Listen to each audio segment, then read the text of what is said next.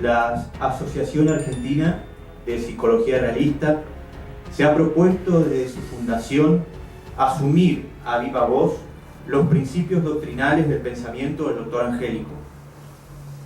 En pos de orientarnos en esta dirección es que nos encontramos hoy con una doble oportunidad inigualable que la Divina Providencia nos ha regalado.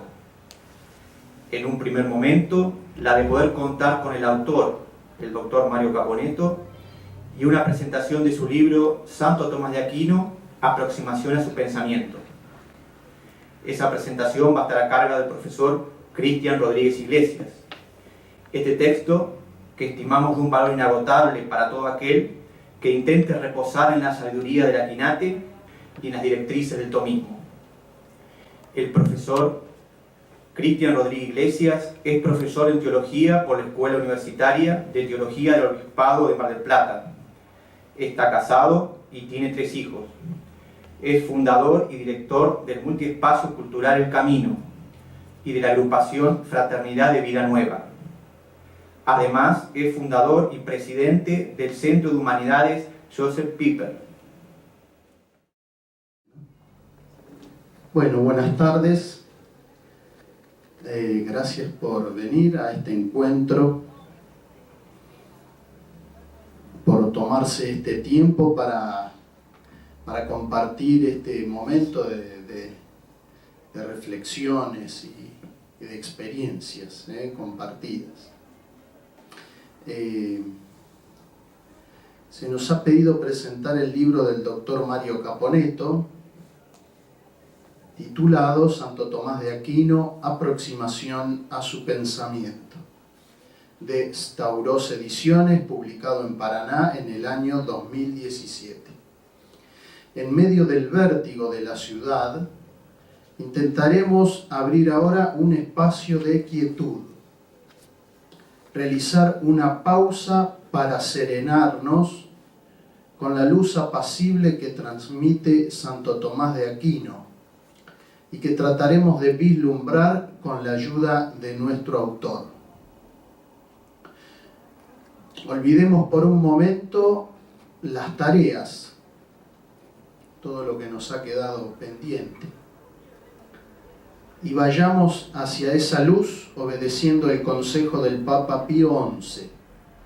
A todos cuantos ahora sienten hambre de la verdad, les decimos: id a Tomás. Un Tomás de Aquino que, lejos de perder vigencia, goza de una actualidad insospechada por algunos. Tomás tiene mucho para decir al hombre de nuestro tiempo. Pero Santo Tomás no solo tiene vigencia por su pensamiento, Tomás está vigente también por el espíritu que infundió a su empresa intelectual. Ese espíritu resulta el más adecuado para pensar como cristianos en el mundo de hoy.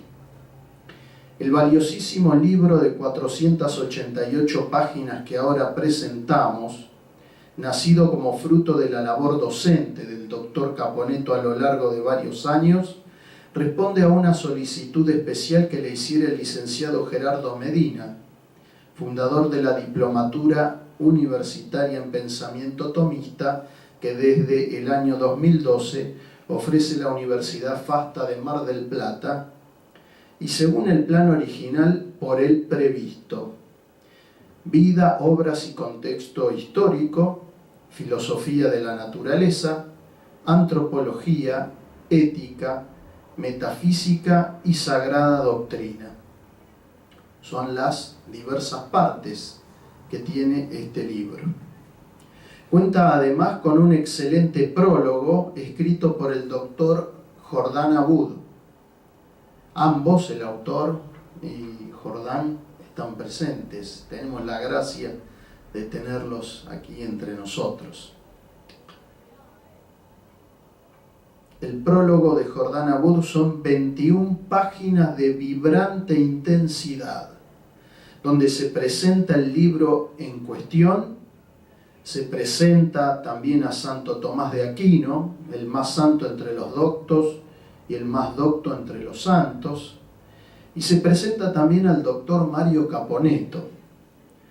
Por lo cual, y parafraseando al mismo doctor Abud en este prólogo, renunciamos ya desde ahora a cualquier irrefrenable ímpetu de originalidad que quiera tomarnos por sorpresa, conscientes de que no diremos nada que no se haya dicho antes y mejor. En un primer momento hablaré entonces sobre el doctor Mario Caponetto y luego hablaré específicamente sobre el libro. Acá dice el doctor Caponetto que podemos eludir el primer momento, pero eludiremos una parte, Mario, pero otra parte no la podemos eludir. En primer lugar, entonces, haremos una breve presentación del maestro Mario Caponetto, con cuya amistad me siento honrado. Nos conocemos hace muchos años y la providencia divina ha querido que podamos acercar los corazones y trabar una bella amistad. Digo breve a esta presentación porque hacer una presentación completa nos llevaría mucho tiempo. Mario Caponetto nació en Buenos Aires, está felizmente casado con Liz Yenta y tiene 2 hijos, Gabriela y Hernán. Es médico por la Universidad Nacional de Buenos Aires y médico cardiólogo universitario por la misma universidad, profesión que ejerció durante largos años y sigue ejerciendo en Mar del Plata a causa de los amigos.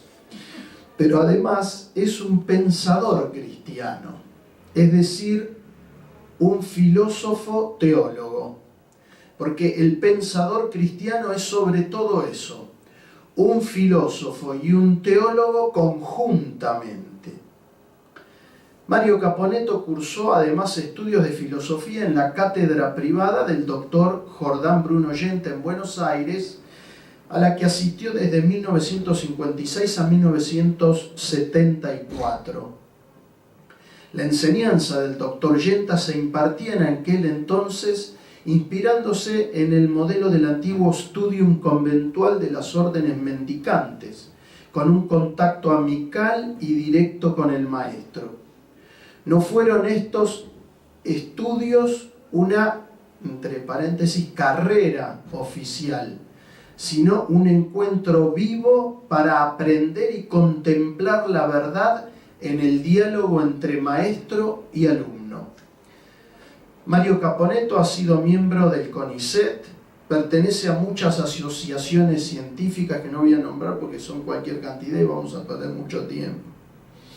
La carrera de docente universitario de Mario es muy amplia, además, y muy dedicada, tanto en el campo de la medicina como en el campo del pensamiento filosófico y teológico. Hemos de notar que en él la medicina, la filosofía y la teología van siempre juntas. Ha enseñado en nuestro país y en el extranjero con reconocida maestría. Ha sido profesor de ética, bioética y antropología filosófica por la Universidad del Salvador, la Universidad Austral y la Universidad Autónoma de Guadalajara, México. Dicta actualmente las materias antropología filosófica, ética y antropología médica en esta universidad, de la que es profesor emérito y donde dicta la diplomatura tomista. Desde el año 2007 a la actualidad, dicta clases y cursos y todo lo que le pedimos, a veces nos abusamos un poco de Mario, en el Centro de Humanidades Joseph Pieper, fundado en esta ciudad de Mar del Plata en ese año 2007. Sus publicaciones también son muy vastas y prolíficas. Nombraré algunas, solo algunas. La voluntad de sentido de la logoterapia de Viktor Frankl, Ciencia, técnica y conciencia, El hombre y la medicina, Las medicinas alternativas, Viktor Frankl, una antropología médica, ¿Qué es la psicología? Acerca del estatuto epistemológico de la psicología, en colaboración con el doctor Jordán Abud y con el licenciado Ernesto Alonso. nuestro libro Santo Tomás de Aquino, Aproximación a su pensamiento. Además, desde hace ya varios años se encuentra abocado a trabajar en la traducción de obras de Santo Tomás de Aquino, entre las que podemos destacar De Spiritualibus Creaturis, lecciones inaugurales, De Magistro. Ha escrito también decenas de artículos en revistas de enorme prestigio. Recapitulando entonces, para cerrar este momento de presentación de nuestro autor, Mario es médico, es filósofo, es teólogo, es un destacado docente universitario, un verdadero docente de alma, diríamos. Es escritor, es traductor directo de las obras de Santo Tomás de Aquino, tarea en la que hace muchos años está empeñado y continúa haciéndolo en la actualidad con una enorme cantidad de traducciones aún no publicadas. Es, en síntesis, un hombre que nos está dejando un legado tomista importantísimo, como lo he hablado tantas veces con el querido Gerardo Medina, que fue docente también en esta universidad y que ha partido a la patria celestial hace un tiempo. Mario deja un legado tomista para nuestro país y para la Iglesia en nuestro país. Por todo esto creo que es digno de llamarse maestro, por eso cuando inicié esta semblanza dije el maestro Mario Caponetto. ¿Por qué? Porque Mario es diestro en el ejercicio de ser aprendiz de la sabiduría. Y eso creo que lo convierte en maestro. Y todos sabemos que en nuestro tiempo no abundan los maestros. Sobre el libro ahora. Dijimos que este libro tiene antecedentes, los módulos de la diplomatura tomista que escribió el doctor Caponetto a pedido de Gerardo Medina, con el propósito de ofrecer a quienes se inician en el estudio del angélico una obra que les sirva de orientación y guía, teniendo en cuenta que esos primeros pasos suelen ser los más difíciles de sortear. Sobre esto hacía mucho tiempo ya que Mario venía trabajando. Se me viene a la mente ahora un curso de introducción al pensamiento tomista que dictó allá por el año 2010 acá en Mar del Plata, con el auspicio del Centro Piper y de la Sociedad Internacional Tomás de Aquino, sección Argentina. Es decir, que es una tarea de muchos años este libro que hoy presentamos. Pero volvamos ahora al libro. Santo Tomás de Aquino, Aproximación a su pensamiento, es una obra fundamental y parte de un legado, como decíamos, que Mario deja en nuestra tierra argentina. Dedicado a la memoria de Gerardo Medina, joven profesor que sorprendió la muerte en el año 2013, este texto de carácter propedéutico nos introduce con maestría en el vasto océano que es el pensamiento del Aquinate, siguiendo su método simple y sabio que dice: no quieras entrar inmediatamente al mar, sino por los ríos. Nuestro autor posibilita esa entrada por los ríos, que son los mismos textos de Santo Tomás ofrecidos en esta obra y que van llevando a los lectores hacia alta mar.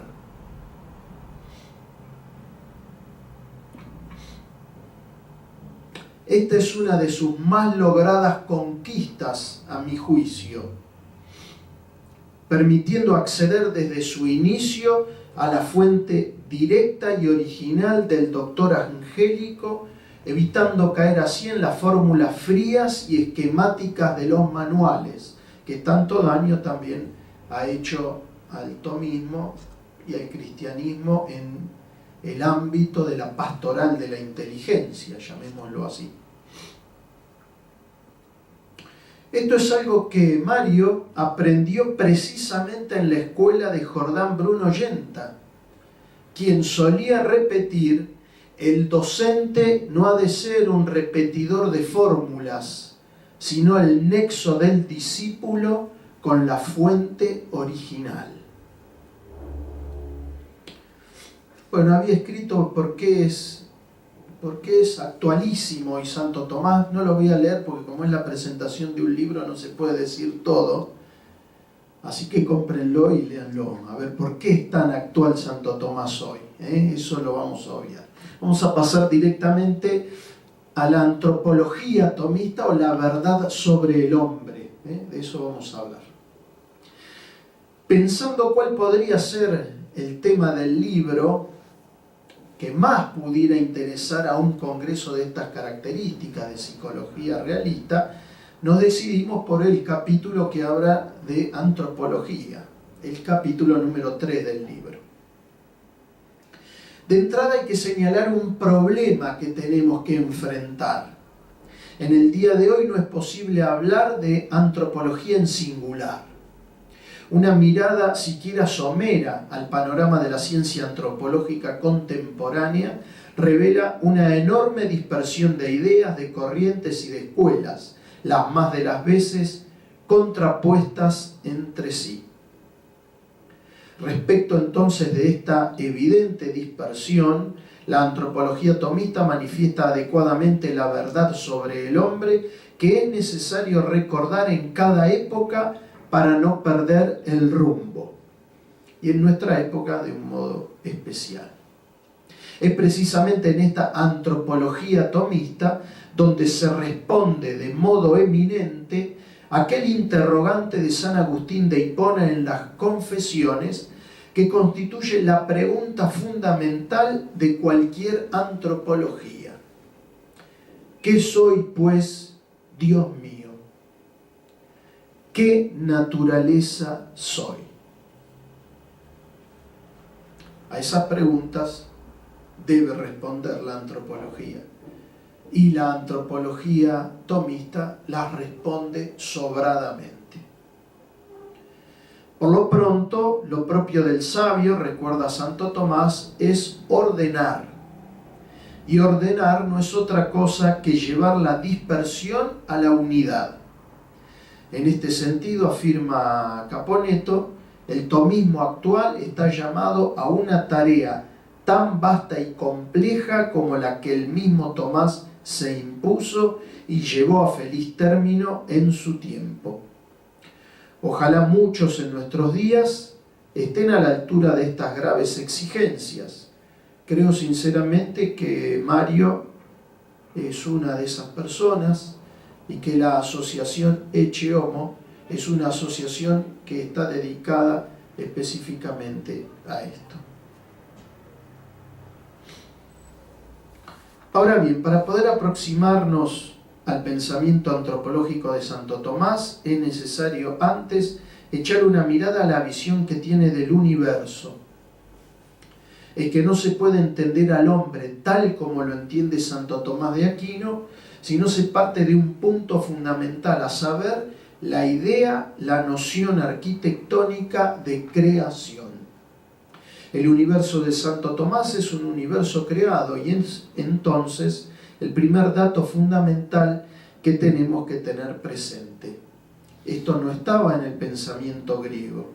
Aun cuando se haya podido aproximar el pensamiento de Platón y de Aristóteles a una idea de causalidad que de alguna manera se acerca a una idea de creación, debemos afirmar categóricamente que la idea de creación no se encuentra en ninguna de las filosofías precristianas. Este es un dato de la revelación y a partir de este dato, Santo Tomás va discurriendo y generando nuevas perspectivas. El conjunto de todos los seres que constituyen el universo es creado. Ser creado, ser criatura, significa ser semejante a Dios. Su perfección consiste en esto, asemejarse lo más posible a Dios. Para que el universo creado refleje lo más adecuadamente posible la semejanza con el Creador, es necesario que en el universo existan pluralidad de criaturas o entes. El universo tomista es entonces un universo plural, donde hay una pluralidad de entes, cada uno de ellos con un determinado grado de semejanza respecto de Dios. Y cada uno de ellos, respecto de Dios, alcanza un grado determinado de perfección. Entonces, hace a la perfección del universo que existan en él diversidad de criaturas. Criaturas distintas que se distingan unas de otras, porque solo una pluralidad de criaturas distintas pueden representar adecuadamente la perfección simplísima de Dios. El universo creado es imago Dei, imagen de Dios.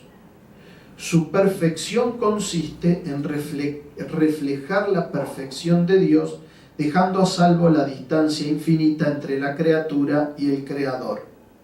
El universo tomista, por lo mismo que es creado, es icónico y es sinfónico. Es icono, palabra griega que significa imagen, esa imagen de Dios. Y la imagen lleva a la semejanza. Por lo mismo que es icónico, es sinfónico, porque en una sinfonía hay pluralidad de notas. Y si falta una nota, no hay sinfonía. Y una sola nota, al mismo tiempo, por más elevada y digna que sea, no hace la sinfonía. Demos un paso más. Este universo tomista, creado, icónico y sinfónico, exige pluralidad. Pero esas criaturas que pueblan el universo a modo de nota en una sinfonía son de distinto rango. Cada una de ellas guarda una cierta semejanza proporcionada con el Creador. Y cada una de ellas tiene una perfección proporcionada respecto del Creador. Pero si hay en el universo un plexo de criaturas de distinto rango ontológico, de distinto grado de perfección y semejanza respecto de Dios, es evidente que tiene que haber una que esté situada en el vértice del universo como coronándolo. Esto lo exige el mismo orden y perfección del universo, porque perfección dice orden, y donde no hay orden, no hay perfección. Teniendo en cuenta esta exigencia de la perfección, tenemos que admitir que exista una criatura que sea la más perfecta, la más próxima en cuanto a su semejanza respecto de Dios. Y esa criatura es lo que Santo Tomás llama la criatura espiritual. El texto de Santo Tomás de Spiritualibus Creaturis se dedica principalmente a las naturalezas espirituales, trata sobre los ángeles y luego avanza sobre qué relación tiene el hombre con ese mundo espiritual, porque el hombre también es una criatura espiritual. Por lo menos el alma humana.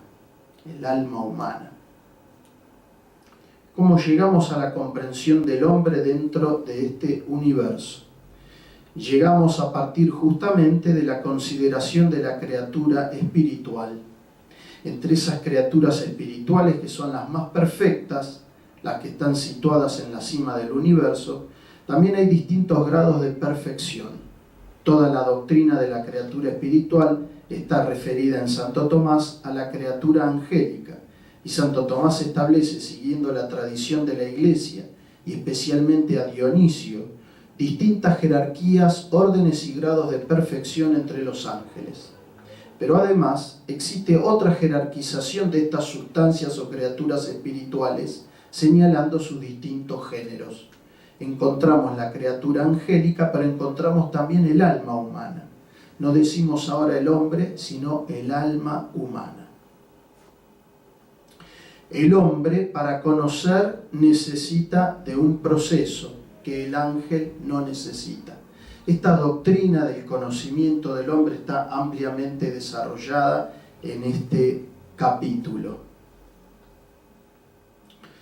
Si el alma humana es una sustancia espiritual, decimos con Santo Tomás, ella para conocer necesita unirse al cuerpo.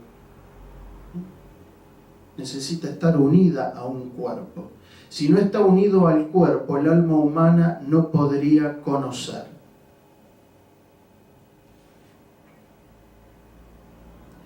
Santo Tomás dice que el alma humana, por su misma forma de conocer, requiere la unión con el cuerpo.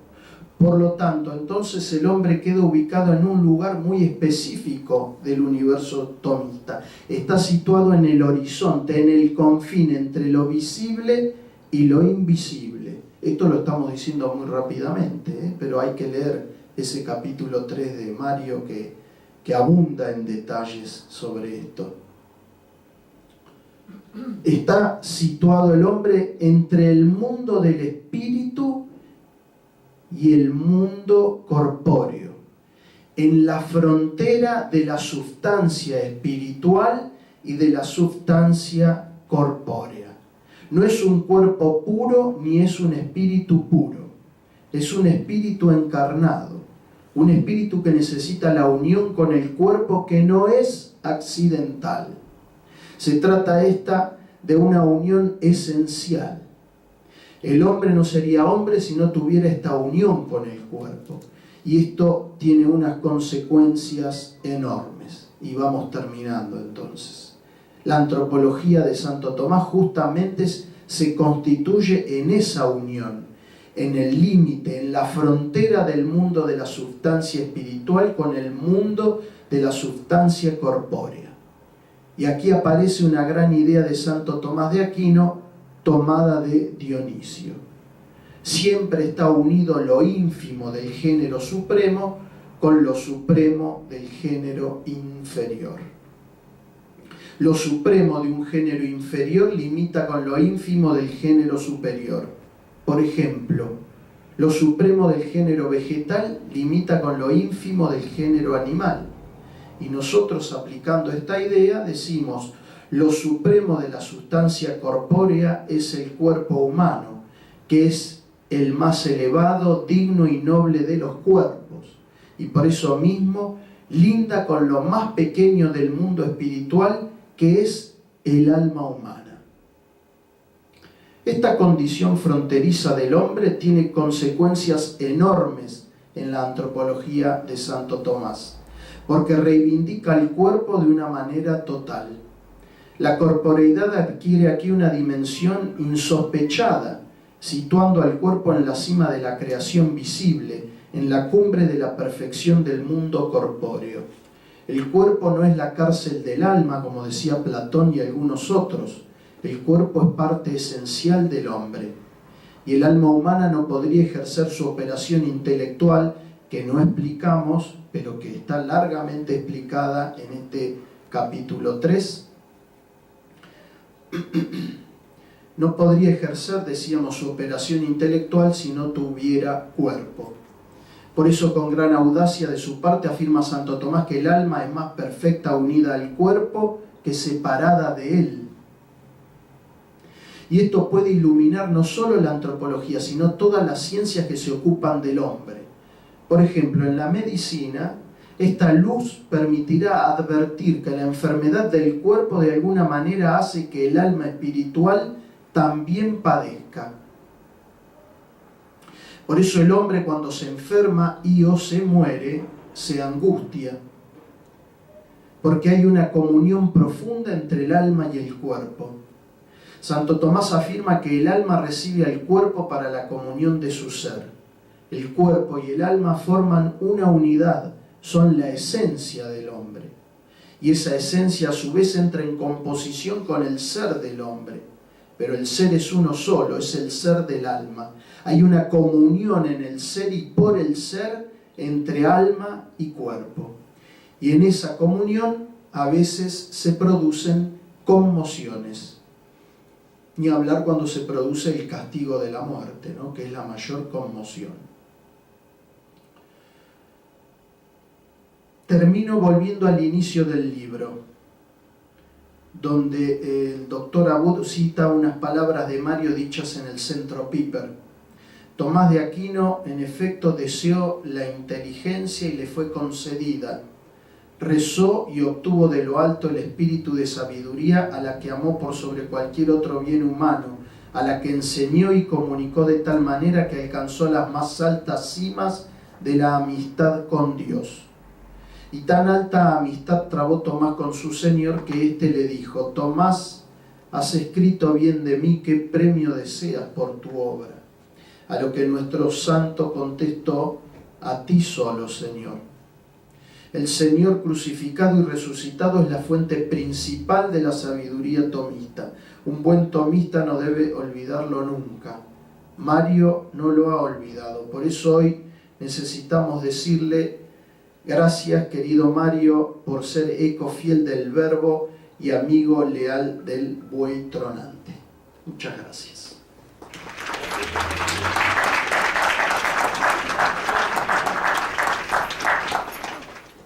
Bueno, queridos amigos, en primer lugar quiero agradecer profundamente a quienes organizaron el programa de estas jornadas, que han tenido la diferencia de iniciarlas con la presentación de mi libro.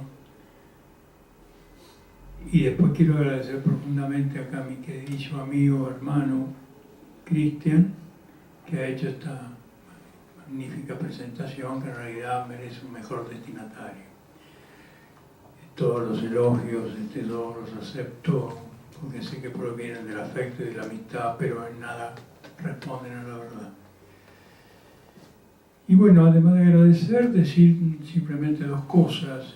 ¿Por qué Santo Tomás en un congreso de psicología? Como también se podría decir, ¿por qué en un congreso médico o por qué en cualquier otra área científica? Porque el legado de Santo Tomás hoy se concreta, a mi modo de ver, en dos puntos. El primer punto es el realismo angiológico y por lo tanto científico de Santo Tomás. Santo Tomás dice: todo lo que podemos conocer es porque previamente es. Si algo no es, no puede ser conocido. Y por eso Santo Tomás, cuando habla de las ciencias, no hace mención al objeto de la ciencia. Esta es una noción de objeto más bien moderna. Hace alusión al sujeto de cada ciencia. ¿Qué es el sujeto de cada ciencia? Es aquella porción de lo real sobre la cual asienta el conocimiento humano. Es aquella porción de lo real sobre la cual la inteligencia asienta y discurre y va descubriendo y profundizando en la inagotable realidad del ente, del ser. Pero el ser es múltiple y es inagotable. La inteligencia humana lo puede abordar y lo aborda en cada nivel de abordaje, y eso es el sujeto de la ciencia. Entonces uno puede plantear, por ejemplo, ¿cuál es el sujeto de la medicina? ¿Cuál es el sujeto de la psicología? ¿Cuál es el sujeto de la psicoterapia? Bueno, de todos estos temas vamos a hablar algo en la jornada de estos días, de hoy y mañana. Y el otro aporte que hace Tomás es el orden de las ciencias. Santo Tomás establece el orden, establece cuál es esa unidad plural y rica y ordenada de los conocimientos científicos. De manera que cada ciencia tiene su autonomía propia, cada ciencia tiene su ámbito propio, que no se confunde con los otros. Pero las ciencias están todas unidas o reunidas en un orden que es el orden del conocimiento humano, que es uno. Pero el ser uno no quiere decir que sea unívoco, porque la unidad en Tomás no es unívoca, sino analógica. Por lo tanto, si decimos que hay una unidad del conocimiento científico, una unidad del saber, lo que estamos diciendo es que hay algo en que todas las ciencias están unidas, que es precisamente lo real.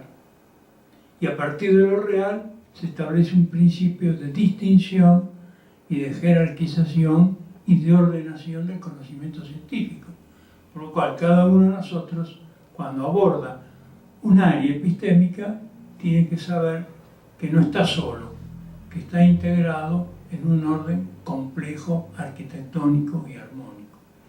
Estas son, a mi juicio, las dos grandes, entre muchas otras que se pudieran mencionar, los dos grandes legados de Santo Tomás y que pueden, de alguna manera, beneficiar y mucho la tarea científica, en este caso que nos ocupa de los psicólogos. Yo no soy psicólogo, no sé raro que estoy acá, pero no soy psicólogo ni psiquiatra. Pero me he dedicado a esto y bueno, si puedo de alguna manera traer a colación a este grupo pequeño, pero de los psicólogos que se han puesto en esta tarea, el Dios sea loado y ojalá esto fructifique en la posibilidad de abrir en el ámbito de la psicología, de la psicoterapia, un nuevo horizonte, un nuevo rumbo, que no pretende sustituir lo que ya hay, sino integrarlo en una visión más amplia, una visión sapiencia. Bueno, me agradezco nuevamente, no tengo más que palabras de gratitud.